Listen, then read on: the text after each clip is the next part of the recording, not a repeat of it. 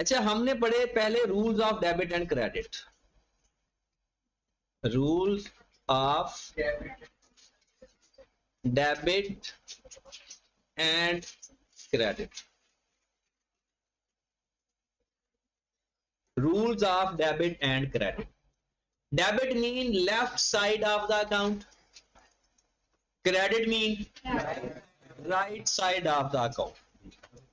Debit मतलब account की left side पे लिखना और क्रेडिट मतलब अकाउंट की राइट साइड। कहते हैं किसको लेफ्ट साइड पर लिखना है और किसको राइट साइड पर लिखना है। कहते हैं कि जनाब अगर एसेट और एक्सपेंस की बात आए और अगर आपको लगे कि बिजनेस में ये इंक्रीज हो रहे हैं तो आपने डेबिट साइड पर लिखना है, और अगर आपको लगता है ये बिजनेस में कम हो रहे हैं तो आपने क्रेडिट साइड पर लिखना है। एसेट और एक्सपेंस बढ़े तो डेबिट बोलेंगे, कम होंगे तो क्रेडिट। बोलते वक्त हमेशा डेबिट को पहले बोला करें। फिर हमारे पास क्या है जी, कैपिटल प्लस लायबिलिटी प्लस, ये पूरा खानदान है, इसे क्रेडिट फैमिली बोलते हैं। हाँ जी, बढ़ेंगे तो क्रेडिट, कम होंगे तो डेबिट। बढ़ेंगे तो क्रेडिट, कम होंगे तो डेबिट। Got it. अब हमारे पास एसेट और एक्सपेंस और कैपिटल लायबिलिटी इनकम, सारा हर ट्रांजैक्शन के अंदर हम दो चीजें ढूंढेंगे। वो दोनों किसी एक हेड की भी हो सकती हैं, दोनों अपोजिट हेड की भी हो सकती हैं, दोनों एक फैमिली की भी हो सकती हैं। फैमिली मतलब डेबिट या क्रेडिट। एक ही चीज, एक ही एसेट और एक ही दूसरा एसेट भी हो सकता है। एट द सेम टाइम दो एसेट का भी जिक्र हो सकता है। जैसे फर्नीचर खरीदते हैं, फर्नीचर खरीदेंगे तो फर्नीचर और कैश दोनों एसेट है। रेंट पे करेंगे तो एक्सपेंस और कैश, एक एक्सपेंस और एक एसेट, सेम फैमिली। और अगर लायबिलिटी पे करें, लायबिलिटी पे करे तो लायबिलिटी और कैश कुछ भी हो सकता है, लेकिन हमेशा दो होंगे, डुअल कॉन्सेप्ट होगा। ठीक है, तो बिस्मिल्लाह करते हैं, स्टार्ट करते हैं। थोड़ा सा और अंदाज भी चेंज करते हैं लिखने का। सबसे पहली ट्रांजैक्शन में कहता हूं कि जनाब mister A start his business with cash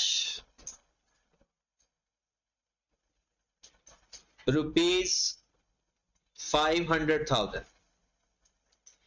जब भी ओनर, बिजनेस का मालिक, बिजनेस में कुछ भी लेकर आए, कैपिटल क्रेडिट होगा, और जो चीज लेकर आ रहा है वो डेबिट होगा।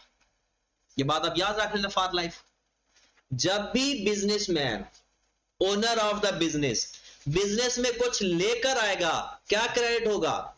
सरमाया, कैपिटल। और जो चीज लेकर आ रहा है वो डेबिट होगा। डन।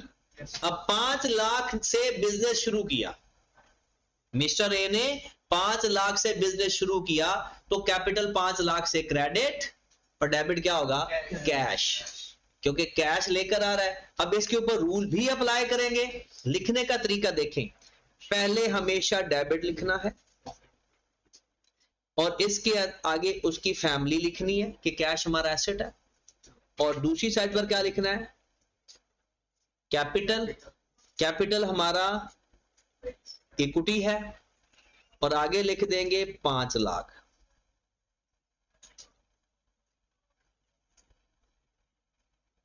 ठीक होगी बात? और यहां पर आप लिख दें डेबिट। अभी इस तरह से लिखेंगे, cash debit, capital credit, family का नाम लिखना है और आगे अमाउंट लिखनी है। ये भी पेपर में ऐसे नहीं लिखना, अभी सिर्फ हम सीख रहे हैं।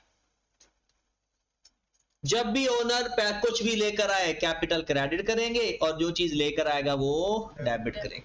अब कहेंगे सर इसके ऊपर रूल अप्लाई करके दिखाएं। कैश हमारा एसेट है, बिजनेस में एसेट कम हुआ या ज्यादा? ज्यादा हुआ, और एसेट बढ़ता है तो डेबिट करते हैं। कैपिटल भी बढ़ा, कैपिटल भी, क्योंकि बिजनेस में सरमाया आया है, तो कैपिटल बढ़ा तो credit. One is debit and other is credit, number 2. He purchased furniture ₹100,000, 1,00,000 का फर्नीचर खरीदा। अब बातें याद रखने वाली सुननी है। 1,00,000 का फर्नीचर खरीदा। अच्छा, अगर आप ये सोच रहे हैं कि उसने अपने पैसों से खरीद के बिजनेस को दिया, ऐसा नहीं होगा। जब भी वो अपनी चीज बिजनेस को देगा साफ साफ लिखा होगा, वरना सारी सेल परचेज बिजनेस की अपनी अपने पैसों से हो रही होगी। अब ये जो 5 लाख बिजनेस में आया नहीं हुआ, अब ये इस्तेमाल हो रहा है। अब अगर ओनर लेकर आएगा ना कुछ, वो खुद बताएगा कि बिजनेस में ये लेकर आ रहा है। जब सेल परचेज हो रही होगी ना, वो बिजनेस के अपने पैसों से हो रही होगी। अब फर्नीचर 1,00,000 का खरीदा। अब फर्नीचर हमारा एसेट है और दूसरी साइड पर कैश भी हमारा एसेट है। एक एसेट बढ़ रहा है, फर्नीचर खरीद लिया और कैश दे दिया, तो क्या लिखेंगे? कैश, हम सॉरी फर्नीचर लिखेंगे पहले, डेबिट वाला हमेशा पहले लिखना है। फर्नीचर हमारा एसेट होता है, डेबिट होगा क्योंकि ये इंक्रीज हो रहा है। कैश भी हमारा एसेट है, क्रेडिट होगा क्योंकि ये डिक्रीज है। बट एक चीज अभी भी आपने शायद फोकस ना की हो, लिखने का तरीका, ये थोड़ा लेफ्ट, ये थोड़ा राइट, थोड़ी स्पेस देकर लिखना है। थोड़ा लेफ्ट, थोड़ा राइट, ये लिखने का इसका स्टाइल है। और इसके बाद आगे लिखते होते हैं अमाउंट। अमाउंट अभी चाहे लिखो या ना लिखो, उसका कोई मसला नहीं है। नंबर 3 बड़ा इंपॉर्टेंट है। जिसको नींद आ रही है 2 मिनट के लिए नींद से टाइम लेकर वापस आए, 2 मिनट बाद वापस चला जाए। Purchase goods for ₹50,000। Purchase goods for ₹50,000। एक बात गौर से सुनिए, गुड्स के और नाम भला कौन से हैं? Stock, inventory, merchandise. अगर ये नाम आ जाए तो समझो गुड्स स्टॉक खरीद रहे हैं। गुड्स आ जाए, स्टॉक आ जाए, इन्वेंट्री आ जाए, मर्चेंडाइज आ जाए, मतलब गुड्स खरीद रहे हो, स्टॉक खरीद रहे हो। जब भी स्टॉक खरीदोगे, परचेज अकाउंट डेबिट करना। इसके अलावा कोई भी चीज खरीदोगे वो अपने नाम से आएगी। फर्नीचर खरीदा, फर्नीचर का नाम इस्तेमाल किया। व्हीकल खरीदोगे, व्हीकल का नाम इस्तेमाल करना। बिल्डिंग खरीदोगे, बिल्डिंग का नाम इस्तेमाल करना। बट जब गुड्स खरीदना तो क्या नाम इस्तेमाल करोगे? Purchase account. स्टॉक नहीं, परचेज अकाउंट। ये बात समझ लगी? चले मेरे भाई, तो जब भी गुड्स खरीदेंगे किसको डेबिट करना है? ये बात आपने कभी नहीं भूलनी। और परचेज हमारे किस हेड में आता है? एक्सपेंस के हेड में आता है। परचेज हमारा किस हेड में आता है? एक्सपेंस के हेड में आता है।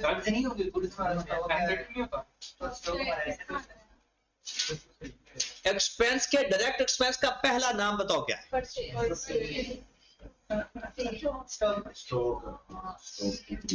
तो परचेज तो कहते स्टॉक के खरीदने को है। अच्छा, वो स्टॉक जो आप कह रहे हो वो किसे कहते हैं वो भी बता देते हैं। सुने, आपका बिजनेस है कपड़े का, आपने 5 लाख का कपड़ा खरीदा, ये परचेज अकाउंट में आएगा। साल खत्म हुआ, ऐसा हो सकता है कि आपका सारा कपड़ा बिक गया हो या पड़ा भी हो सकता है। जो अनसोल्ड बच जाएगा उसे स्टॉक बोलते हैं। स्टॉक क्या स्टॉक आप लोग स्टॉक बोलते किसे हैं? जो अनसोल्ड रह जाए वो स्टॉक होता है। जो खरीदे वो एक्सपेंस होता है। तो आपने जितना कपड़ा खरीद के लाओगे वो हमारा एक्सपेंस होता है। जो बिक गया वो सेल हो गया, जो बच गया वो स्टॉक हो गया। डन। अभी इसके बारे में और भी बातें मजीद करेंगे, लेकिन शक्ल अच्छी करो भैया, नींद आ रही है? नहीं, पीछे भी बैठा है वो। मुझे ना आपकी शक्ल देखकर पढ़ाना होता है। जितनी खुशगवार शक्ल उतना अच्छा पढ़ाएंगे। शक्ल खराब करोगे पढ़ाई का म्यार खराब हो जाता है। मुझे भी नींद आना आती है, मैं भी इंसान हूं। तो आपका जोश हमारे लिए बहुत इंपॉर्टेंट होता है।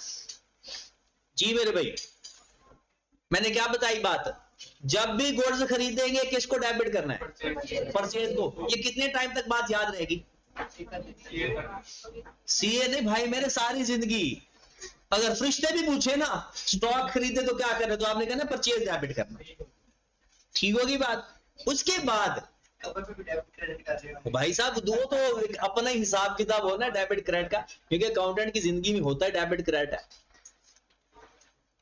हाँ जी मेरे भाई, परचेज हमने डेबिट कर दिया, और क्रेडिट क्या करेंगे, तो भाई गुड्स खरीद के लाएंगे तो पैसा तो देंगे ना, तो कैश चला गया। और कैश क्या लगता है आपका, asset.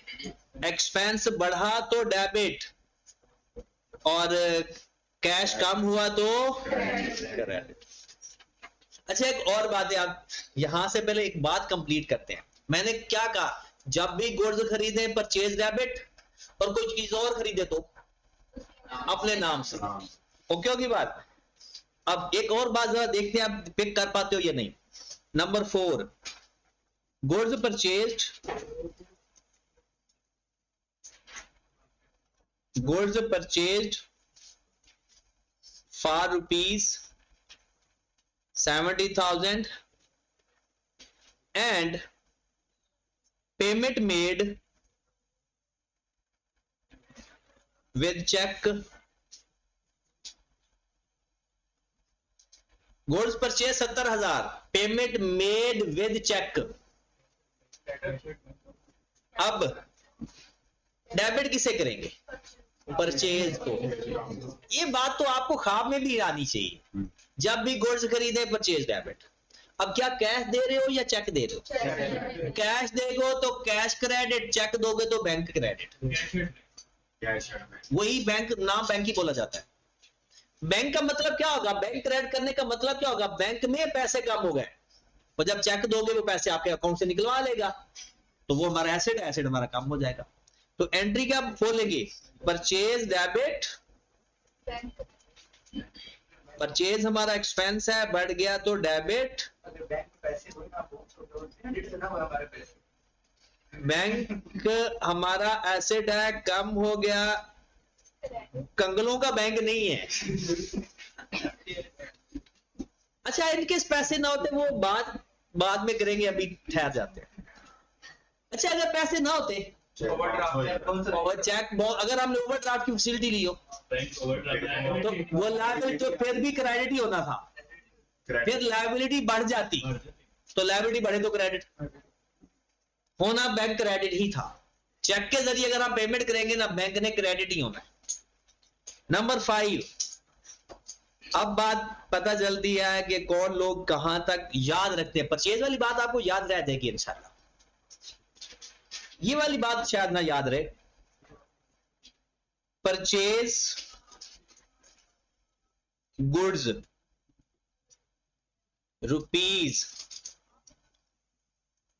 ₹1,000 from mister Pappu. Goods purchase 1,000 from mister Pappu. Pappu से 1,000 की चीजें खरीदी। अब पप्पू याद रहेगा, पक्का। अब सुनिएगा जरा गौर से, जब भी क्वेश्चन के अंदर, ट्रांजैक्शन के अंदर नाम लिखा आ जाए, या ऑन क्रेडिट लिखा आ जाए, या ऑन अकाउंट लिखा आ जाए, तो समझो आप उधार में ट्रांजैक्शन कर रहे हो। क्या जब नाम आ जाए, साइलेंट हो, अगर वो कैश लिखते तब तो नाम लिखते, जो मर्जी लिखते, फिर नहीं। अगर साइलेंट हो ट्रांजैक्शन, नाम लिखा आ जाए, ऑन क्रेडिट लिखा आ जाए, ऑन अकाउंट लिखा आ जाए, आप में से बताएं कितने लोग हैं जिनके साथ ये एक्सपीरियंस हुआ है कि वो दुकान पे सौदा लेने गए हो और उसको कोई खाते में लिख लेना है। कोई एक्सपीरियंस बंदा इस मामले में कि सौदा लेकर आए और उसे क्या कहा, दुकानदार के खाते में लिख लेना। कितने लोगों का एक्सपीरियंस है? घर वाले क्या देते हैं? किसी का एक्सपीरियंस, कभी उधार नहीं ली दुकान से, आपने ली है। जनरल मोहल्ले की दुकानों से तो हम लेते ही उधार है। कोई नहीं, मैंने कहा जगह आपका खाता चेक करवाना है। शर्मा क्यों रहे हो? शहीद का तो मुझे लगता है अम्मा कहती हो कि 10 रुपए की चीज लेकर आती है, 15 की 5 की खा लेता होगा और 10 की खाते 15 की खाते में लिखवा कर आता हो। ये हो जाता है यार, एक्सपीरियंस होता है। मेरे साथ ऐसा था, और मेरी वालदा मोहतरमा बहुत अच्छी अकाउंटेंट थी एक टाइप की। अनपढ़ लोग भी बड़े अच्छे अकाउंटेंट होते। वो खाता लगवाया हुआ था। शाम को ना, अब तो फ्रिज वगैरह का रिवाज आ गया, पहले ना दुकानों से बर्फ मिलती होती थी, और अभी भी है लेकिन पहले ज्यादा ट्रेंड था, अब तो ज्यादा फ्रिजें आ गई हैं। अब मेरी वालदा मोहतरमा ने, वो खातून थी जिनकी दुकानदार थी, उनको कहा कि आपने ना हमारे बर्फ का खाता ना अलग लिखना है। सिर्फ हम शाम को ना एक बर्फ लेकर आते थे। उस वक्त 5-6 रुपए की भी बर्फ काफी मिल जाती थी। अब वो 5 रुपए की बर्फ लेकर आता था मैं, और 2 रुपए की बिस्किट ले लेता था। अब मुझे क्या पता था खाता वो उसका लग गया। वो महीने बाद वालदा मोहतरमा तो 5 रुपए के हिसाब से पैसे देने की, वो आगे मोहतरमा कहती ये तो 2 रुपए प्लस है। फिर उधर तो वालदा देकर आ गई, फिर घर आकर उन्होंने मेरे डेबिट क्रेडिट सही किया। तो ऑन अकाउंट का मतलब उधार होता है, ऑन क्रेडिट तो साफ साफ लिखा हुआ है, और अगर कोई नाम आ जाए तो भी उधार होता है। अब बताएं, परचेज गुड्स ₹1000, परचेज ने डेबिट ही होना है, ये बात याद रख लो। जब जब गुड्स खरीदे परचेज ने डेबिट होना है। अब क्या कैश क्रेडिट होगा? कैश तो हमने दिया ही नहीं। क्या बैंक क्रेडिट होगा? चेक भी नहीं हमने दिया। क्रेडिट कौन होगा? पप्पू ने क्रेडिट होना है। पप्पू आपका क्या लगता है? Account payable. पप्पू क्या लगता है आपका? Account payable. और अकाउंट पेबल हमारी लायबिलिटी है, और लायबिलिटी बढ़ी है कम हुई? बढ़ गई, तो क्रेडिट। वैसे ही परचेज तो डेबिट होना है। अब पप्पू है, पिंकी है, जो भी है, होना क्या है? क्रेडिट ही। तो परचेज हो गया डेबिट 1000, और नाम क्या आएगा? या तो आप ऐसे लिखे मिस्टर पप्पू, नाम भी लिख लेना, और आगे ब्रैकेट में रिश्ता भी लिखना उसके साथ। क्या लगता है आपका? ट्रेड। आप अकाउंट पेबल लिख लिया करें, अकाउंट पेबल। एक और सवाल लिखूं? चले, नंबर 6, गुड्स परचेज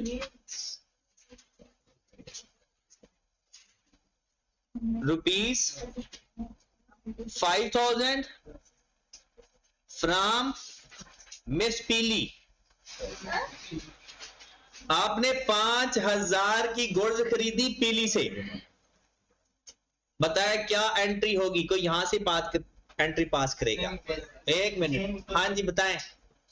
परचेज ने तो डेबिट ही होना है। गुड, परचेज ने जब भी गुड्स खरीदो परचेज डेबिट। मिस पीली लगती क्या आपकी? अकाउंट पेबल, रिलेशन भी साथ। मिस पीली अकाउंट पेबल। अच्छा, आप दोनों में से कोई एक नाम लिख दो तो भी चल जाता है। अब मिस पीली लिख दो अकेला, ओके। अकाउंट पेबल लिख दो, ओके।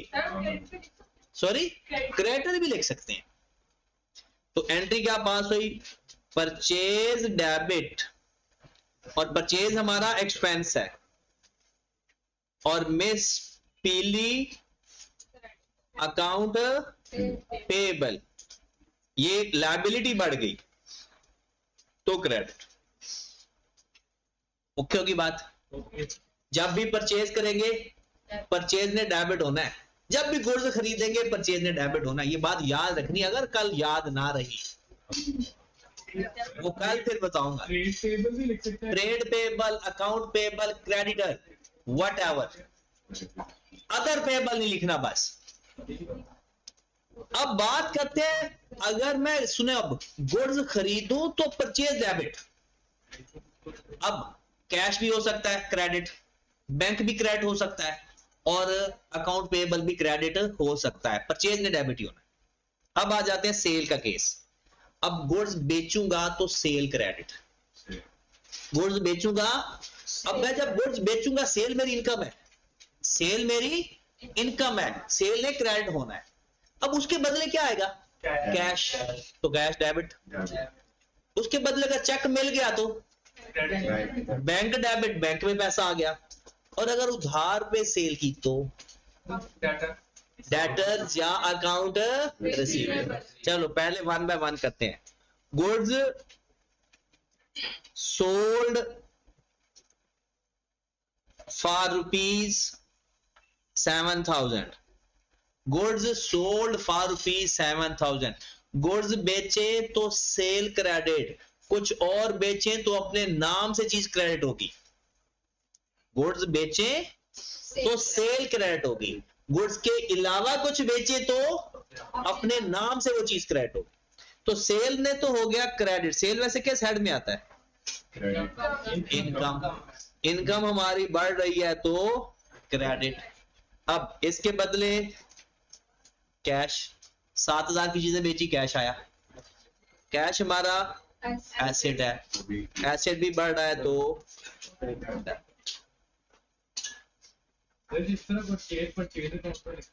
हाँ, सेल अकाउंट में लिखा है, परचेज अकाउंट में, सेल अकाउंट में। अब अगली बात अगर हम इसके साथ करें, goods sold ₹10,000 and amount received in bank account।